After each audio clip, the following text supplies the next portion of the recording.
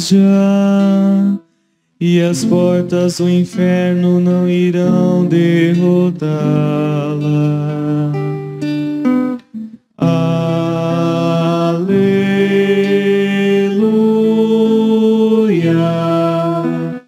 aleluia.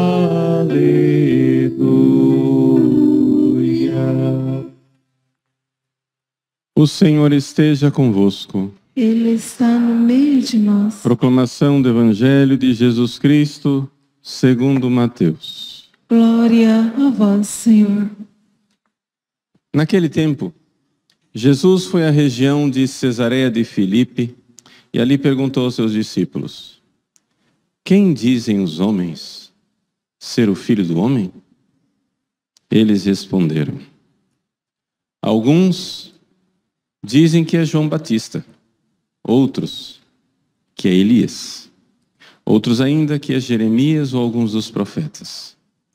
Então Jesus lhes perguntou: e vós, quem dizeis que eu sou? Simão Pedro respondeu: tu és o Messias, o Filho de Deus vivo. Respondendo, Jesus lhe disse: feliz és tu, Simão, filho de Jonas, porque não foi um ser humano que te revelou isso, mas o meu Pai que está no céu. Por isso eu te digo que tu és Pedro, e sobre esta pedra construirei minha igreja, e o poder do inferno nunca poderá vencê-la. Eu te darei as chaves do reino dos céus. Tudo que ligares na terra será ligado nos céus, e tudo que desligares na terra será desligado no céu. Palavra da salvação. Glória a vós, Senhor.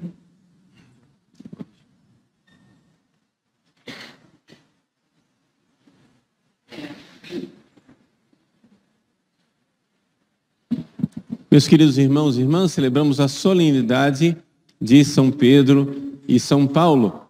Nós sabemos que o dia próprio dessa solenidade é no dia 29 de junho, que é o dia em que se celebra o martírio de São Pedro e de São Paulo, que deram seu testemunho de fé no ano de 67 depois de Cristo, debaixo do reinado de Nero, o imperador cruel. São Pedro morreu crucificado e foi sepultado ao lado do circo de Nero,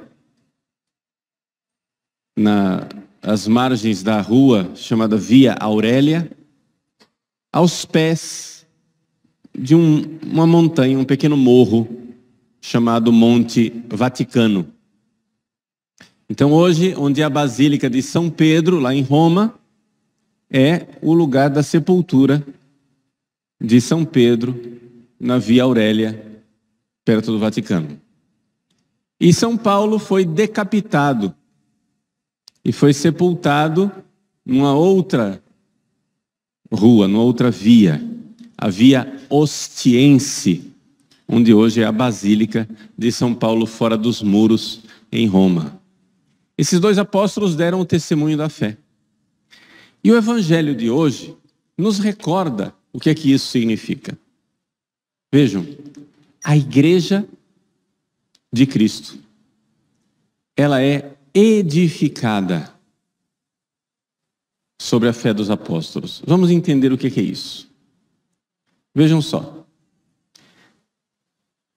Deus criou a humanidade se perdeu através do pecado, agora é necessário salvar a humanidade. Como é que isso é possível? Bom, só tem um jeito, né? Você tem a humanidade, vamos supor, tem aí 7 bilhões de pessoas no planeta, então agora nós precisamos salvá-los.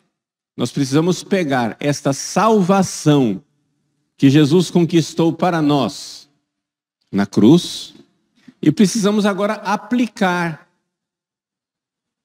nas pessoas. Aplicar os frutos dessa salvação.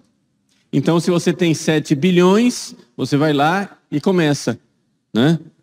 E transmite a fé para um, batiza, pronto, já tem 7 bilhões menos um.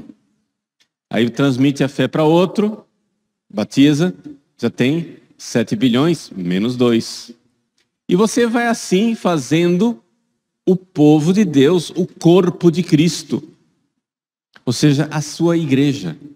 A igreja é feita de pessoas que vão sendo separadas. Não porque deixam de fazer parte do mundo, não é isso. Mas começa a haver um diferencial. Começa a haver alguma coisa que distingue. Tá? Então aqui é importante a gente ver, o próprio Jesus disse isso. Vocês pensam que eu vim trazer a paz, eu vim trazer a espada. Ou seja, é uma batalha. Sabe por quê? Porque do outro lado tem Satanás com os seus demônios que não querem que isso aconteça.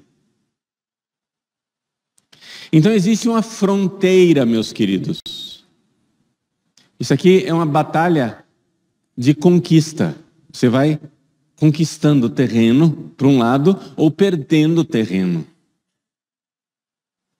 Vai aumentando o número daqueles que estão salvos, que estão na igreja, ou você vai perdendo o número daqueles que estão salvos e que estão na igreja. Esta é a realidade. Existe, vejam só, nós precisamos compreender que existe uma fronteira entre igreja e mundo. Agora, seria simples se essa fronteira fosse assim. Tem uma fronteira entre igreja e mundo, então aqui está o Padre Paulo, eu estou dentro da igreja, aqui está a fronteira, e está lá um pagão que está fora da igreja. Seria simples. Mas não é, é mais complicado do que isso. Porque a fronteira da igreja passa dentro de mim. Ou seja, eu já sou igreja. Eu tenho fé. Eu já sou batizado. Eu, pelo menos diante de Deus, a minha consciência, acho, né? Minha opinião firme é que eu estou em estado de graça. A minha consciência não me acusa de estar em pecado mortal. Mas, dentro de mim, aqui é que é o drama, ainda tem coisa mundana. O problema é esse. O problema é que tem mundo dentro de mim. A fé ainda não conquistou todos os territórios da minha alma. A fé ainda não conquistou, principalmente aquelas províncias rebeldes chamadas paixões. Quantas vezes você fez meditação sobre a paixão de Cristo na cruz? Jesus paciente carregando a cruz até o Calvário, e alguém te faz alguma coisa de irritante e você impaciente chuta o balde. Pum. Não quer saber. Mas você sabe que você tem que ter paciência. No entanto, tem uma província rebelde aí que ainda quer, né, fazer justiça. Você sabe que você tem que ser puro, casto, santo, fiel à sua esposa, fiel ao seu esposo. Mas vem aquela tentação e você vê que aquela província rebelde começa a pular dentro de você. Você sabe que você tem que ser humilde, porque Deus é Deus e você não é nada. Alguém faz um elogio e você abre a cauda do pavão, se achando, né, muito importante, vaidosamente melhor do que os outros. Vejam como vai acontecendo que dentro de nós, embora nós façamos parte da Santa Igreja de Deus, a coisa ainda é trabalhosa, porque é uma luta. O centro da minha alma, o núcleo da minha alma já é igreja. E se eu morrer agora, em estado de graça, espero em Deus, nosso Senhor, ninguém pode me dar essa certeza de forma absoluta, a não ser que haja uma revelação de Deus, né? Mas, pelo menos no meu pobre e miserável julgamento, espero em Deus, nosso Senhor, que eu esteja salvo. Tranquilamente. A minha consciência não me acusa de pecado mortal. Se a minha consciência me acusasse de pecado mortal, eu não estava aqui celebrando missa. Simples assim. Eu ia procurar um padre para me confessar, né? Mas eu sei que eu não sou como São Pedro e São Paulo. Eu sei que eu ainda não estou naquela santidade de quem derrama seu sangue e renuncia tudo por amor a Cristo. Então eu confio em Nossa Senhora, confio em Nosso Senhor que Ele não me mande uma aprovação, e não manda, uma aprovação maior do que as minhas forças, né? Porque eu sei que tem um campo de batalha dentro de mim.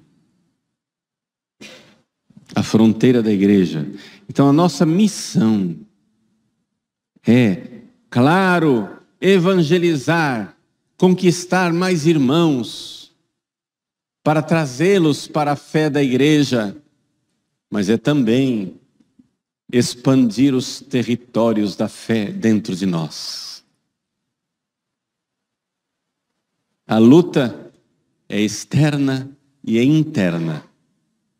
São dois frontes, são dois lugares onde nós precisamos lutar. Nosso Senhor Jesus Cristo garantiu a São Pedro que quem permanecesse firme nesta fé, ancorado nesta fé, as portas do inferno não irão prevalecer. O que é que está por trás dessa comparação, essa metáfora de Jesus aqui? Vocês estão entendendo que o que nós estamos fazendo aqui é uma metáfora, né? Metáfora quer dizer o quê? Uma comparação. Estou falando de território, fronteira. É uma comparação. Para você entender, na sua imaginação, conseguir entender o que é que eu estou dizendo.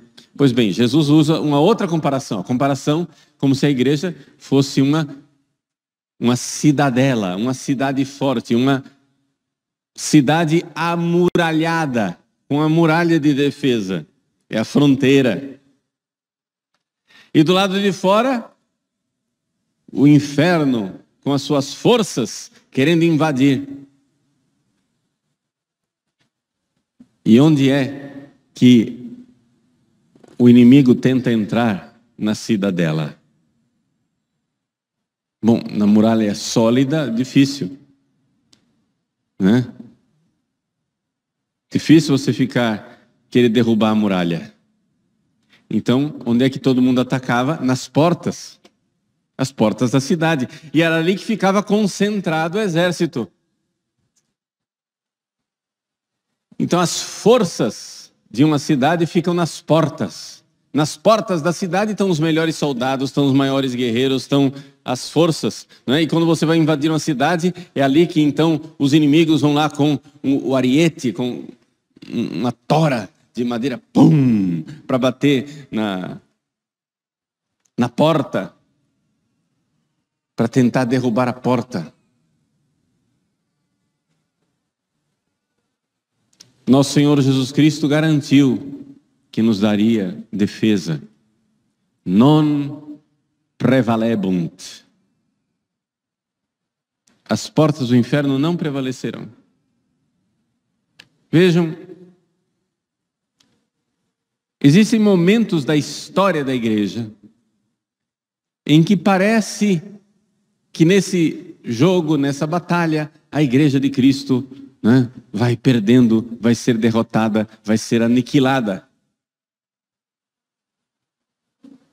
Mas nós temos uma certeza. Non prevalebunt. Vejam, eu tenho, assim, não é pena, né? Mas assim, eu sinto muito pelos demônios e as pessoas do mal, porque eles se puseram uma missão impossível. Eles querem acabar com a igreja de Cristo. Mas nós sabemos por fé certa e inabalável que isso não acontecerá. A igreja de Cristo não será destruída. Pode ser que ela, em um certo momento, pareça ter sido destruída aos olhos dos homens. Como no Sábado Santo, parecia que Jesus tinha morrido definitivamente para sempre e não mais ressuscitaria, e que a igreja tinha sumido da face da terra. Quando a pedra rolou sobre o túmulo de Cristo no Sábado Santo, parecia que estava tudo terminado. Mas nosso Senhor disse, não prevalebunt. E de repente, domingo de Páscoa, Jesus ressuscitado. Então nós sabemos, meus queridos, que nós temos essa certeza. Onde está então o drama de nossas vidas? O drama das nossas vidas está em nós permanecermos fiéis, verdadeiramente fiéis até o fim. Porque a pergunta não é quem vai vencer. Essa pergunta já está respondida. Nós sabemos quem irá vencer. Venceu o leão de Judá. Venceu Jesus. Christus vincit, Christus regnat, Christus imperat. Cristo vence, reina e impera. Nós sabemos quem venceu e quem vencerá. A pergunta é, de que lado você vai estar quando ele vencer? A pergunta não é se Jesus vai vencer, mas se você vai estar do lado dele quando ele vencer. Portanto, caia o mundo. Podem despencar as maiores torres e bastiões. Nós sabemos, Cristo vencerá. Cristo vencerá. Se nós permanecermos na fé dos apóstolos. É isso que distingue. É essa a realidade. Vamos supor. Só para você entender por que essa coisa da fé, essa realidade da fé é tão importante. Vamos supor. Você, católico, com fé católica, Deus não permita, mas vamos supor que você cometa um pecado mortal. Ao cometer um pecado mortal, você não deixou de ser membro da igreja. Você ainda é membro da igreja. Se você morrer em pecado mortal, é claro, você irá para o inferno e aí no inferno deixará de ser membro da igreja. Mas aqui nesse mundo, se você ainda tiver fé, ou seja, você batizado, se você permanecer na fé, você ainda é membro da igreja, por mais que você tenha cometido algum pecado mortal.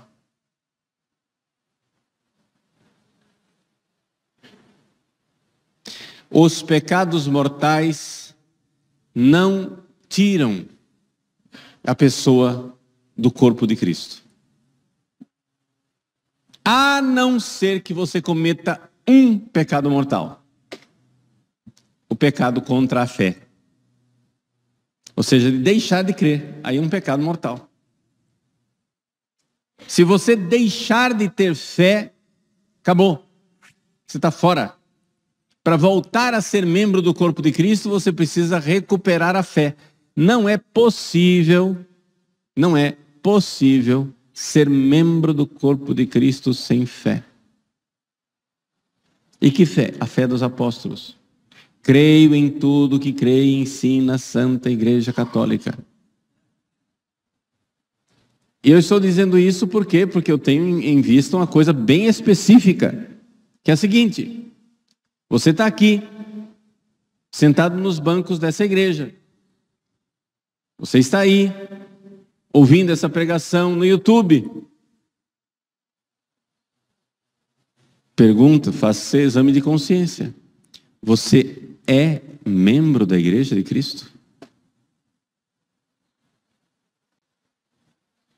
Ou seja, você crê em tudo. Tudo quer dizer tudo exceto o nada. Você crê em tudo o que crê e ensina a Santa Igreja Católica? Ou você está escolhendo artigos de fé? Você está dizendo assim: não, isso daqui que a igreja ensina, eu creio. Já isso daqui, eu não creio. Isso eu creio, isso eu não creio. Isso eu creio, isso eu não creio. Isso eu creio, isso eu não creio. Se você está fazendo isso, meu irmão, minha irmã, deixa eu lhe dar uma notícia tremenda. Você não tem fé. Você não é membro da Igreja de Cristo.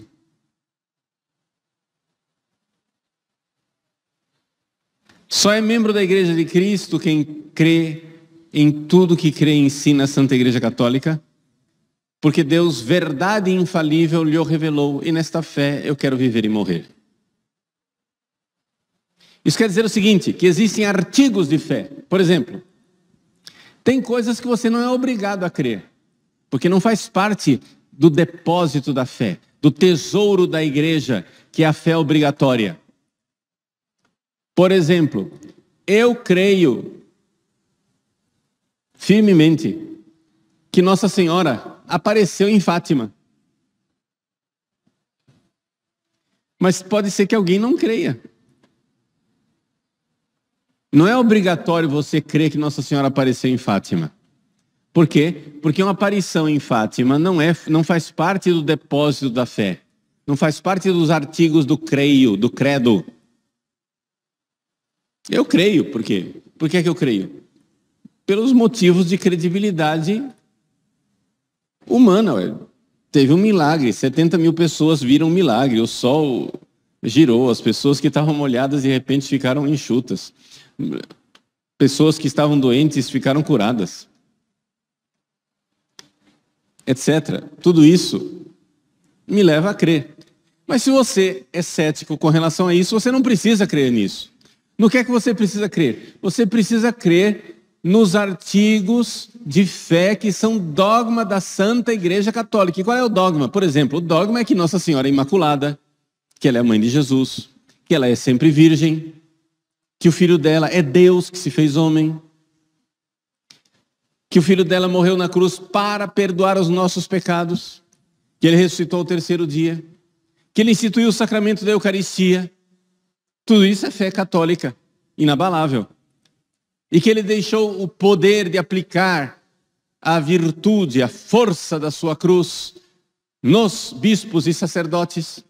Que um sacerdote, quando senta no confessionário e perdoa os pecados, é o Cristo que perdoa. Você é obrigado a crer nisso. Você não pode dizer, eu sou católico, mas eu confesso direto com Deus. Se você faz isso, você não tem fé.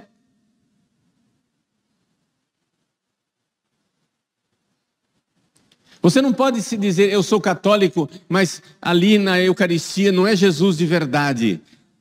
Aquilo é só um símbolo. Não é, aquele pão e o vinho não é o Cristo de verdade ressuscitado. Você não pode ser católico de verdade e dizer que na missa não há a renovação do sacrifício da cruz. Um católico tem que crer que o padre é verdadeiro sacerdote oferente que renova o sacrifício do único e eterno sacerdote Cristo na cruz. A missa é isso. Essas coisas foram definidas dogmaticamente pelos concílios, pelos papas, ao longo dos séculos. Isso é dogma de fé. Você precisa crer em tudo isso. Mas padre, eu não estudei direito, como é que eu faço? Agora eu estou perdido. Não, você não precisa. É bom estudar, pelo amor de Deus. Você precisa estudar porque é bom estudar e é necessário você ter conhecimento cada vez maior. Mas para que você faça o ato de fé, você precisa simplesmente dizer o seguinte: eu creio na autoridade do Cristo que revela. Porque Deus não engana. Deus não se engana e não engana ninguém. Então, se Jesus ensinou, eu creio em tudo o que Jesus ensinou. E eu creio que tudo o que Jesus ensinou não está perdido lá no tempo, 2000 anos atrás, nem em alguma biblioteca perdida que os arqueólogos têm que descobrir. Não. O que Jesus ensinou está na sua igreja viva, no corpo místico de Cristo vivo, que é a Santa Igreja Católica viva ao longo dos séculos. Essa é a fé. Eu tenho que crer, na prática, você tem que crer no que a igreja sempre creu. Quod semper, quod ubique, quod ab omnibus. Eu creio aquilo que a igreja sempre creu, quod semper. Eu não posso crer no que a igreja crê hoje, mas anteontem ela não cria. Está entendendo? Quando o Papa, por exemplo, quando o Papa Pio XII, em 1950, declarou que Nossa Senhora subiu aos céus, não é que Nossa Senhora subiu aos céus em 1950. E a igreja de repente começou a crer em 1950. Não, ele está dizendo que a igreja sempre teve essa fé. Então quer dizer que ele, Pio XII, tinha essa fé. E que todos os papas anteriores a ele tinham a mesma fé. E que esse é o depósito da fé da igreja ao longo de 2000 anos até chegar em Jesus Cristo. Então você crê na autoridade de Cristo revelante e crê que esta fé de Cristo, que ele está dizendo aqui para Pedro, sobre esta fé edificarei a minha igreja, você crê que esta fé ela é preservada ao longo dos séculos na única igreja de Cristo. Cristo não tem dois corpos, a igreja de Cristo é o corpo de Cristo. Cristo não tem dois corpos, ele tem um corpo só. É a sua santa igreja católica. E é nisso que nós cremos. Nós cremos na fé que foi transmitida ao longo dos séculos. Então eu creio. Pode ser que você não entenda tudo. Mas se alguém te ensinar e disser, olha, a igreja ao longo dos séculos, ela sempre acreditou nisso daqui. Você diz, opa, já estou crendo. Porque você crê não em cada artigo de fé singularmente. Você crê na autoridade de quem revela. Entendeu? Se é isso que o Cristo deixou e é isso que a igreja sempre creu, eu creio.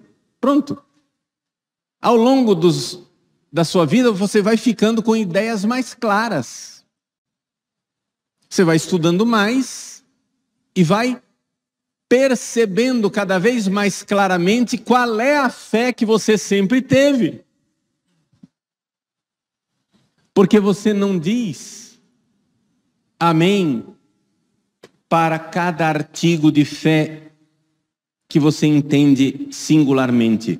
Você diz amém para Deus que revela. Jesus falou, então eu creio.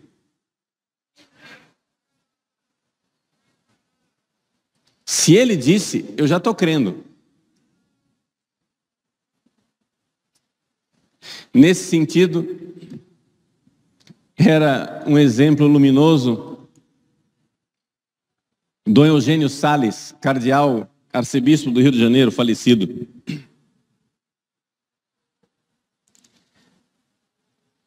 Ele, cardeal da igreja, uma vez, um padre amigo meu, Monsenhor Sérgio Costa Couto, lá do Rio de Janeiro,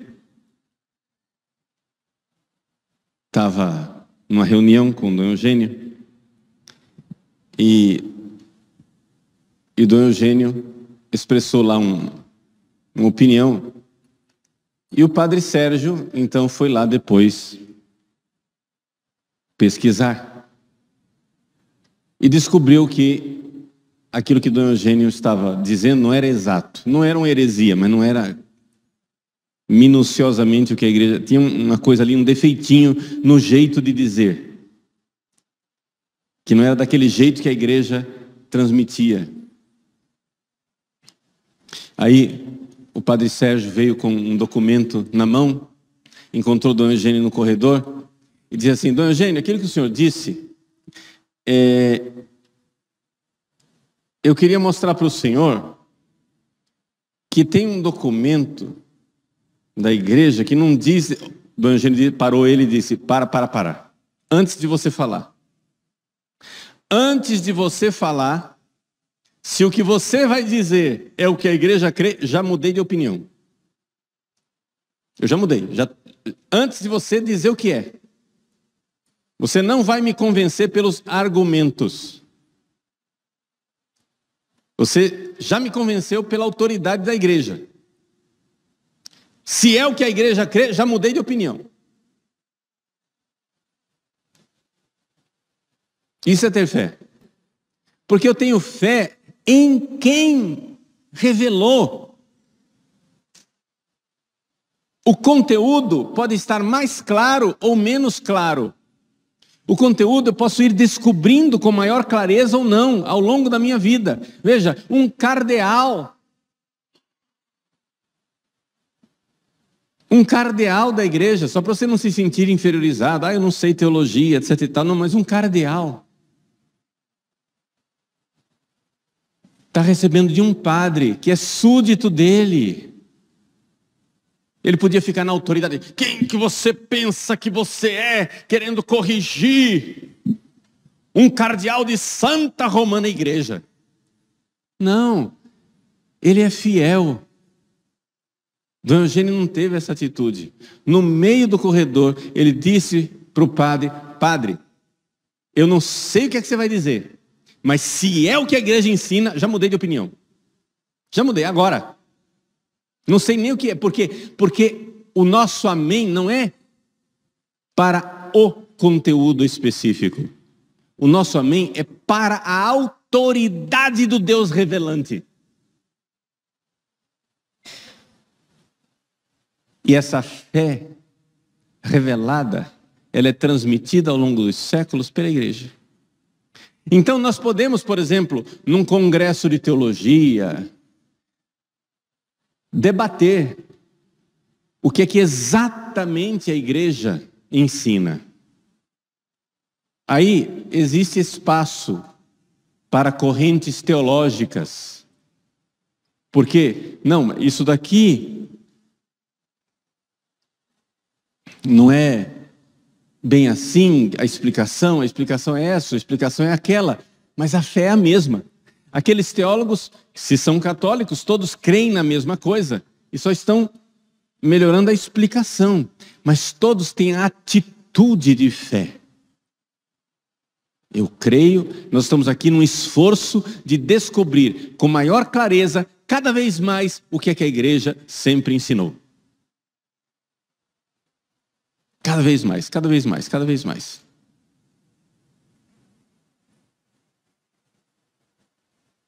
Querer, com cada vez mais clareza, enxergar o que a igreja sempre ensinou. Então, meus queridos, nós hoje queremos renovar a nossa fé. A mesma fé de São Pedro, transmitida pelos papas ao longo dos séculos.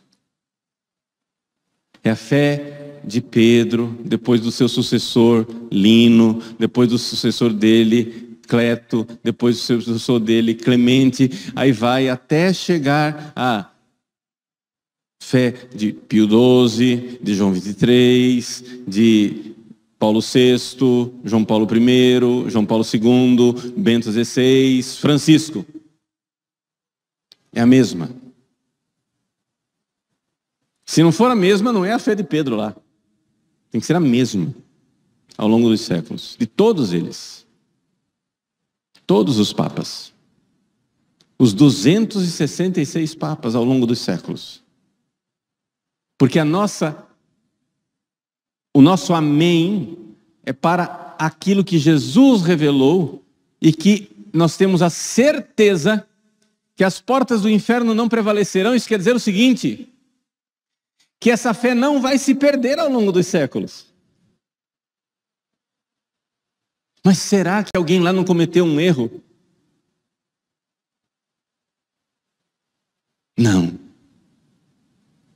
Tem a sucessão apostólica. A fé é a mesma lá dos apóstolos. Assim como nós cremos que esse poder dos apóstolos foi transmitido aos bispos ao longo dos séculos pela sucessão apostólica. Por exemplo, quando um padre celebra a missa, como é que você sabe que este sacramento é o mesmo sacramento que Cristo deixou? Será que ao longo dos séculos não teve um bispo lá que cochilou e ordenou errado e se perdeu ao longo dos séculos esse poder? Não é necessário crer nisso, mas Deus, só para tirar essa dúvida da cabeça de alguns, de vez em quando Deus faz um milagre eucarístico. Para quê? Para ficar bem claro para nós. Olha, tá vendo? Não se perdeu. É ainda. O milagre da Eucaristia continua ao longo dos séculos. Os milagres que Deus faz é só para ajudar a gente a enxergar aquilo que nós dizemos. Não prevalecerão. Ou seja, a Igreja de Cristo permanecerá com a mesma fé, os mesmos sacramentos, o mesmo poder, o mesmo organismo espiritual ao longo dos séculos. É o mesmo corpo de Cristo ao longo dos séculos. Nós cremos. Essa é a nossa fé. Então, meus queridos, com grande alegria, professamos a nossa fé. A nossa fé no dia de hoje, sabendo que a Igreja de Cristo permanece. E sabendo que é uma luta. Nós temos que lutar, porque essa fronteira que está dentro de nós, nós temos que cada vez mais conquistar terreno para Cristo, porque na hora que Cristo vencer, nós queremos estar do lado do vitorioso.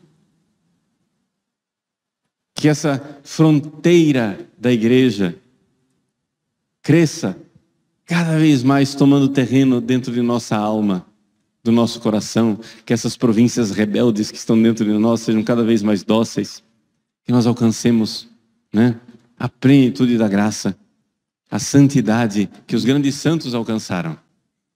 Mas para isso é necessário crescer na fé. Crescer na fé. Cada vez mais. Uma fé cada vez mais arraigada. Crer no que creram os santos, no que creram os apóstolos, no que creu e crê a Santa Igreja ao longo dos séculos. Sem escolher no que é que eu vou crer. E cada vez mais aprofundar no que é que eu creio. Eis aí. Creio em tudo o que crê e ensina a Santa Igreja Católica. Porque Deus, verdade infalível, lhe revelou. E nessa fé, eu quero viver e morrer. Creio em Deus Pai, Todo-Poderoso, Criador do céu e da terra,